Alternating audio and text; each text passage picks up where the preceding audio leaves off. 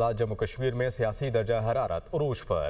कानून साज असम्बली का इजलास कल दोपहर 3 बजे मुनक्किद किया जाएगा।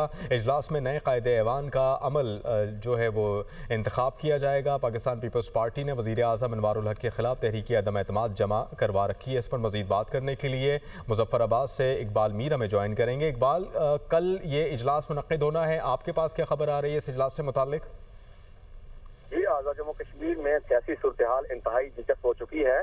एक एक करके अरकान असम्बली जो है पीपल्स पार्टी में शमूलियत अख्तियार कर रहे हैं। आज़ाद जम्मू कश्मीर की वज़ीर हुकूमत प्रोफेसर तजदीद गिलानी ने भी वज़ीर आज़म अनवारुल हक का साथ छोड़ दिया है और फरियाल तलकों से मुलाकात करके पीपल्स पार्टी में शमूलियत अख्तियार कर ली है। और इसके साथ साथ आपको बताता चलूँ कि वज़ीर आज़म अनवारुल हक के खिलाफ जो है तहरीक अदम एतमाद की हमायत में इस तरह पाकिस्तान पीपल्स पार्टी के पास अरकान की जो तादाद है ये 38 हो चुकी है, जिसमें 9 अरकान मुस्लिम लीग नून के भी शामिल हैं।